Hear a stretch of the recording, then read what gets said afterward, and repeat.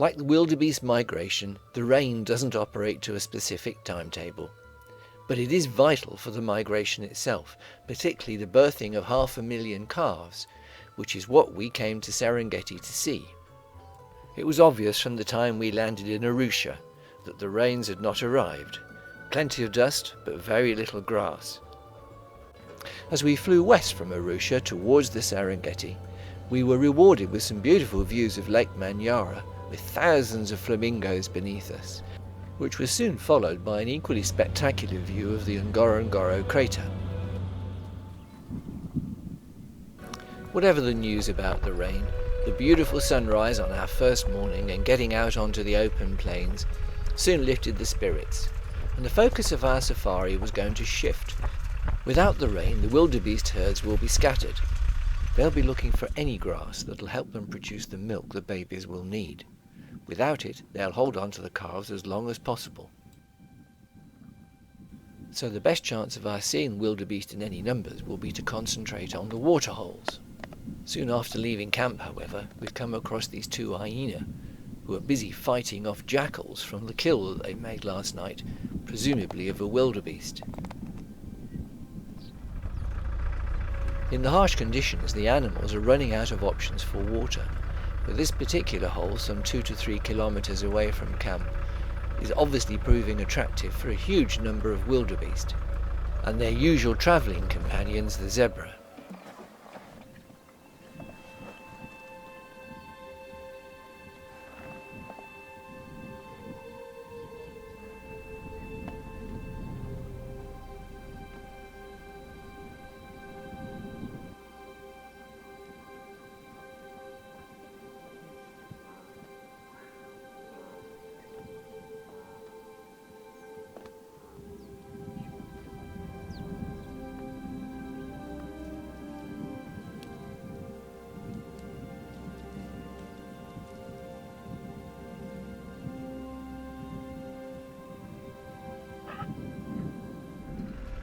While we'd been watching the wildebeest, Festo, our guide, had been on the radio and been told about a coalition or family of cheetah not far away.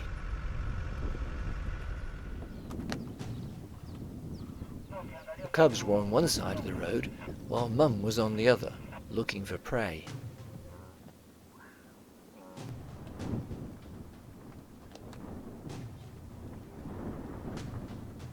The cubs were looking pretty thin, so they maybe hadn't eaten for quite some time.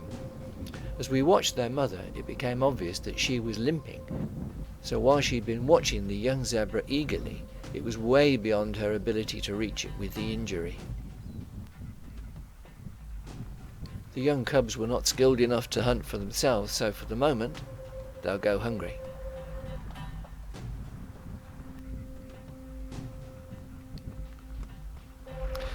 The following day we headed in a different direction. We'd heard before we left home that quite large numbers of wildebeest were gathering in the short grass plains near the Moru Kopis. That's about 12 kilometers south of Serenera at the centre of the park. So we set off to see if we could find them. We hadn't gone very far though before we came across this lioness and her cubs. They looked as if they'd made a kill of a small zebra the night before, which the vultures were now finishing off.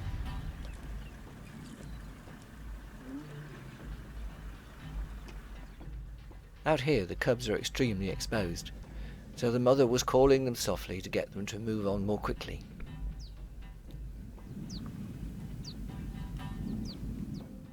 In such dry conditions, any waterhole was going to be a popular place, and that's just what proved to be the case a little further on.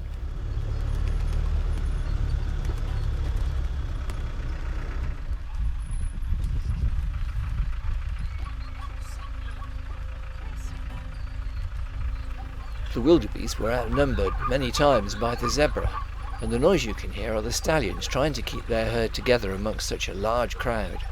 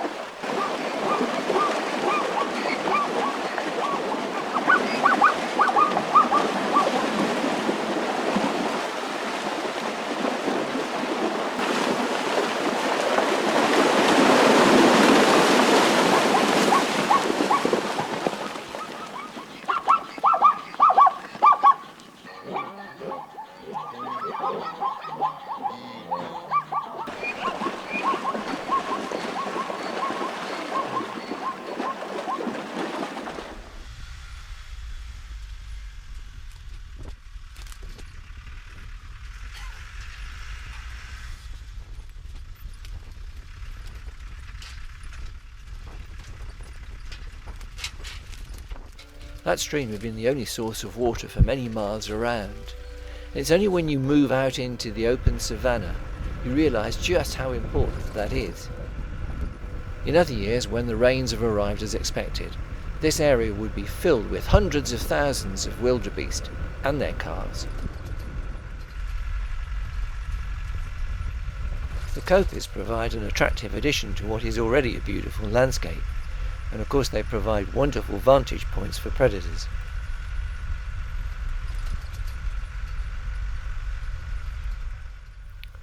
Despite the reports, it was obvious that the wildebeest had moved on quickly, looking for fresher grass and water. Very soon after that, there was a distinct change in the weather. The darkening skies and spots of rain gave a clue to what was coming.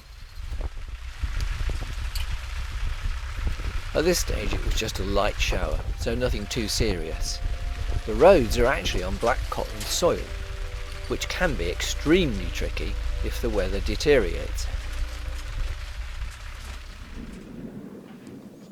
Having retraced our steps, we've arrived back at the waterhole that we'd visited in the morning, except now the wildebeest and the zebra have gone and been replaced by elephant.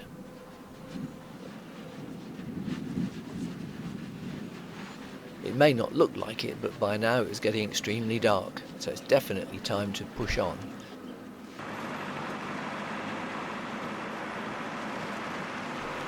By now the light shower had turned into a heavy downpour accompanied by thunder and lightning. So we're really glad that Festo was driving us on this road which actually becomes like ice when it gets wet.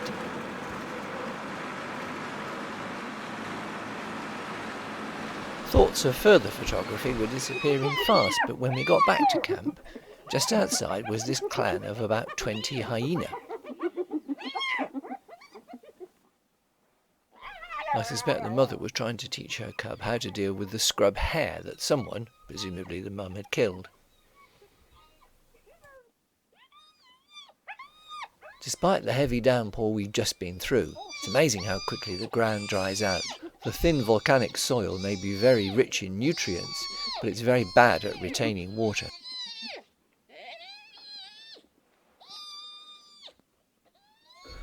For our final day at Kimondo, we were taken to the Ngorongoro Conservation Area. Having got our permit to enter, we came down into this natural bowl, which becomes a lake when the rains come.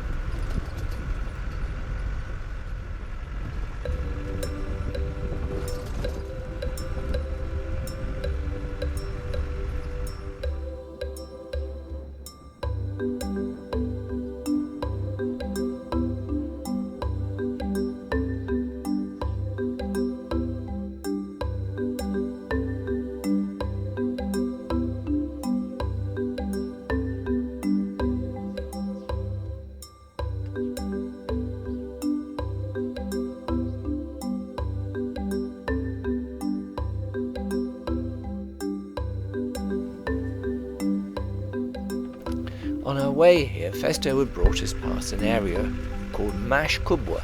It's a marsh, but also a permanent water source for both predators and prey.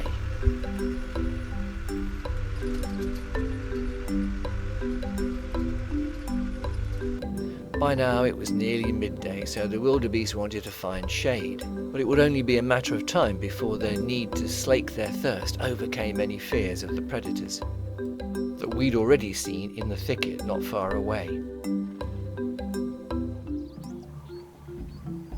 Once the herd decided to move, the pool soon filled, and before long the animals were turning and moving away again.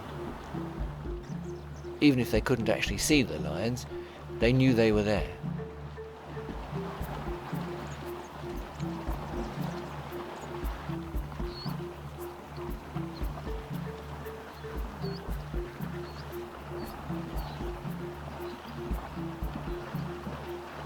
No sooner had the first herd moved on than another moved in from the opposite direction.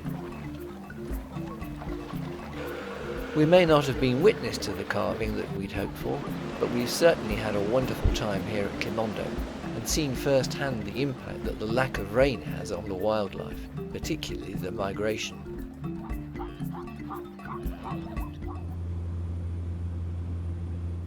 Travelling en route to Kenya, we were flying over the Meru kopjes, which we'd only seen 2 days previously when we were driving round them.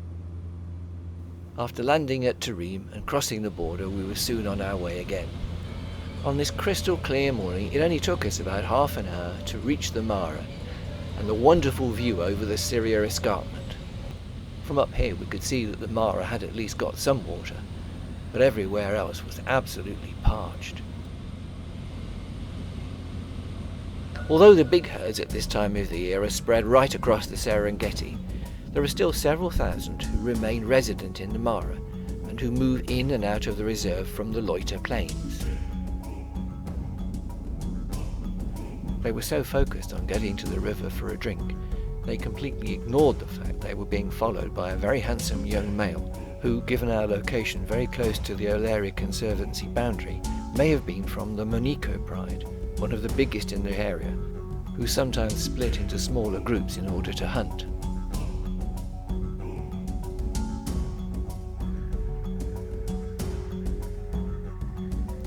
All this group looked particularly well fed and in very good condition, which may explain why they totally ignored the wildebeest, even though they were walking very closely by.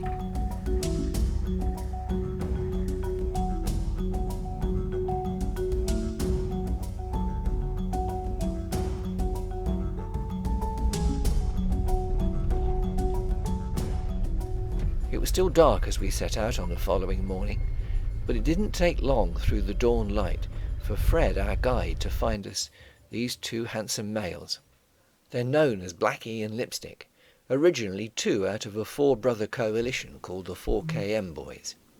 In previous years they'd taken over the Recaro Pride and the Paradise Pride, and judging by their attitude, they were looking to do the same on this particular morning to the resident pride.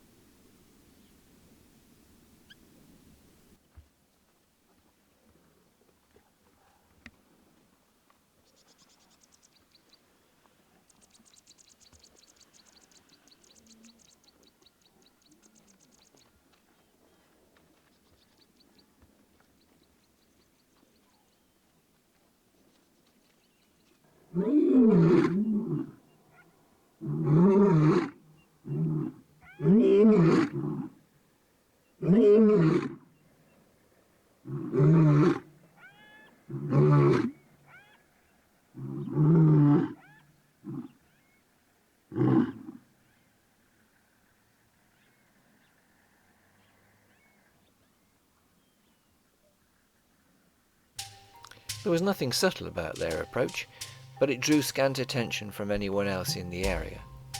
So once they'd marked their territory, they retreated to the shade for a rest, which is where they stayed for the rest of the day.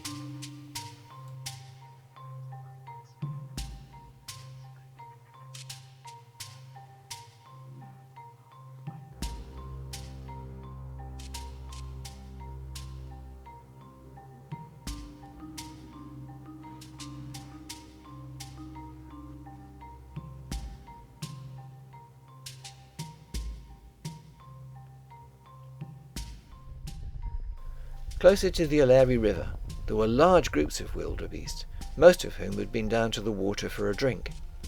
But just as in the Serengeti, without the rain and the fresh grass, the cows were still holding on to their calves.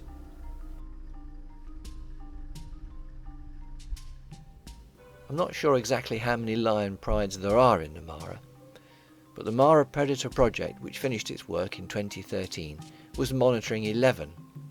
Many of those, of course, would be larger prides that would split into smaller groups for hunting. We found this group near the Oleri River, relaxing in the morning sun.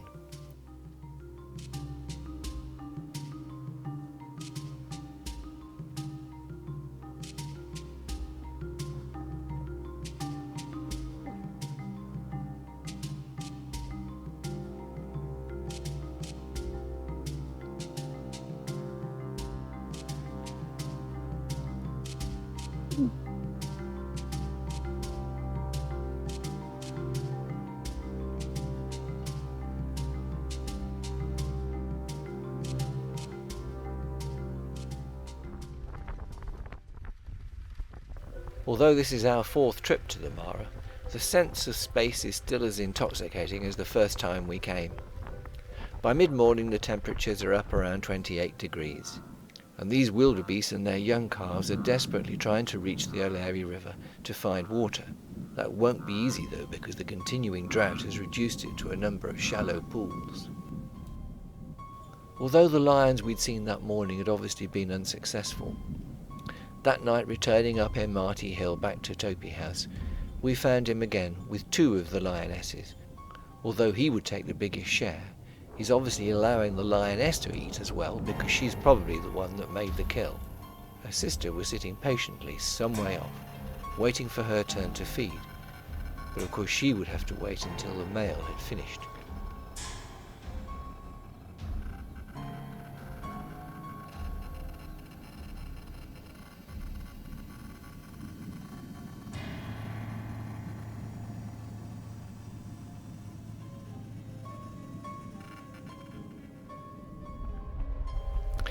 Whilst the lion exudes power, it's the leopard who thrives on its ability to remain elusive, a reputation justifiably lived up to during our time in the Mara so far. That all changed on our second day when we found this beautiful female, just sitting on the edge of a lugger near the Oleri River. She has two cubs in hiding while she sat and waited for prey on which to hunt, although she's being continually harassed by a large number of hyena in the area who sense there may be young ones around which they can kill.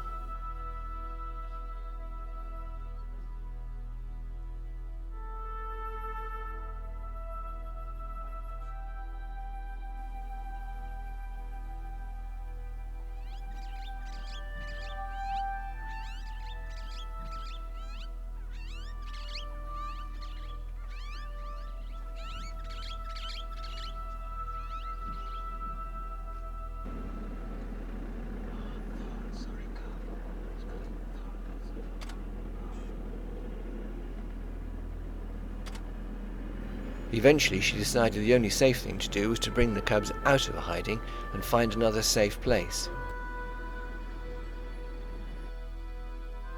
She successfully evaded the hyena, but only with one cub. It wasn't until 2 days later that we actually found all three safely together. We felt very fortunate having seen one leopard, so we moved on further south, looking in all the dry riverbeds and streams, and were lucky enough to find this beautiful male who looked as if he was serious about finding a meal.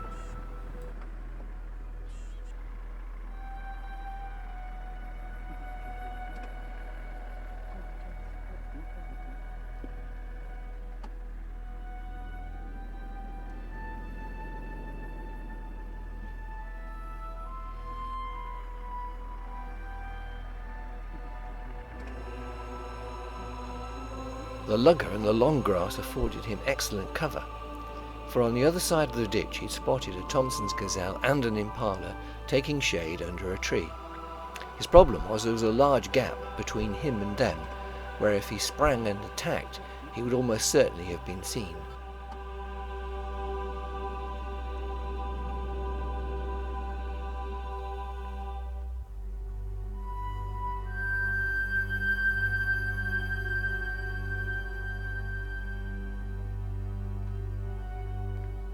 Over the next 2 hours or so, the two gazelles did move closer to him, but he seemed to have lost interest and just wandered off.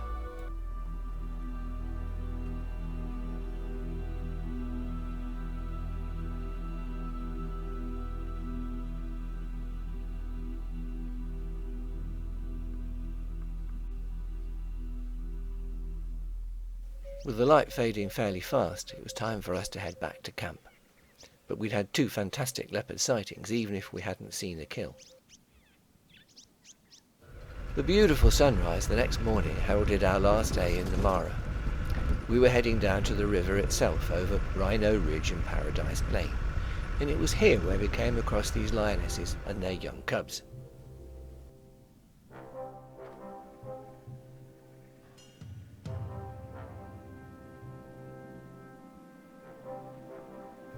Out here on the plain, the young ones particularly are very exposed, but their mothers are taking them down to the longer grass nearer the river, where they'll have much more protection, possibly before being reintroduced to the pride.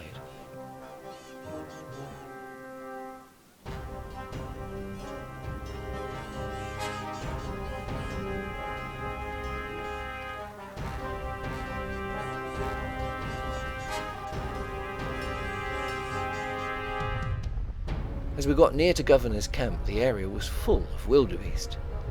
The grass down here was better, and of course there was more plentiful water, but still very few calves. So far on this visit we've seen very few elephants, but down here by the river the terrain is obviously much more to their liking.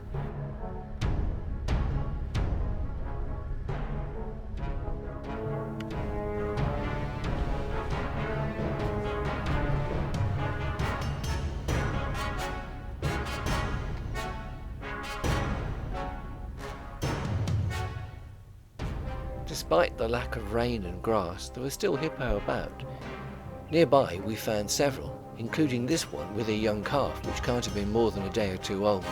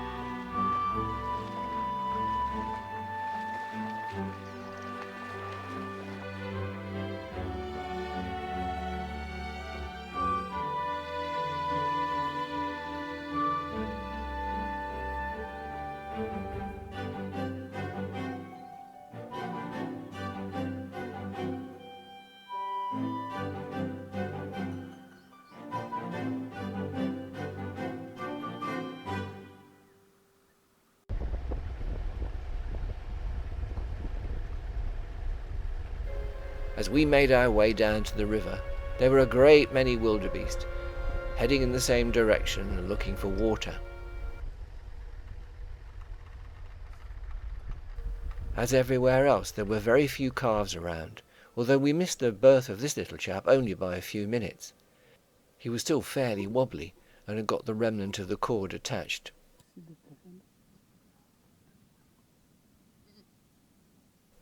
To survive out here in the wild, the calves have got to be able to run very quickly, and he soon gave us a demonstration of his skills.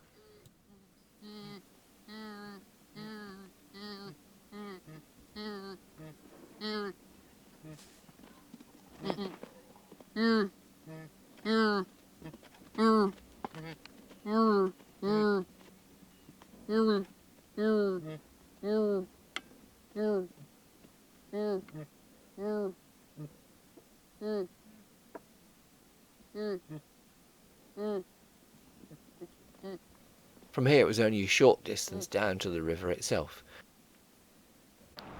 Our arrival at one of the main crossing places north of the Serena Lodge gave a reminder of what it must be like when the main migration is in full swing. One unlucky wildebeest who'd probably come down to drink had hovered a bit too long and been taken by some crocs. Because the crocodiles cannot chew, they simply tear their prey apart. It's a gruesome business to watch. Goodness knows what it must be like when the migration is in full swing. Leaving the river behind, we turned back for Topi House over Rhino Ridge, where we found not only these zebra, but a little further on, a very large herd of buffalo.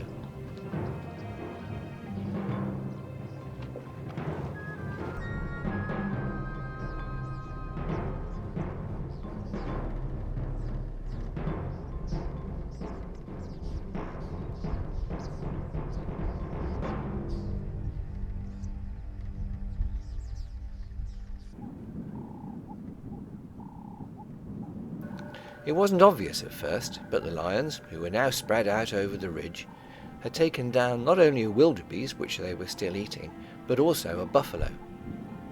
This lioness couldn't have done that on her own, but she was, as we discovered later, in the company of two huge males, who certainly would have made the difference.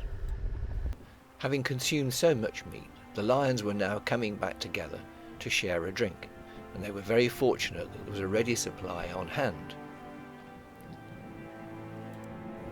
At the outset of our safari, we'd hoped to be able to see the birth of the wildebeest calves in the Serengeti. But of course Africa is never predictable. As I finish this video, it's March 2017, and only recently have the wildebeest actually arrived in the short grass plains. In other years we would have expected them to be there in late January or early February. Worse still, in Kenya, the government have declared a general drought in 23 of the 47 counties. Goodness knows what the long-term consequences will be. But one thing is for sure, both humans, livestock and wildlife will be affected until the rains return.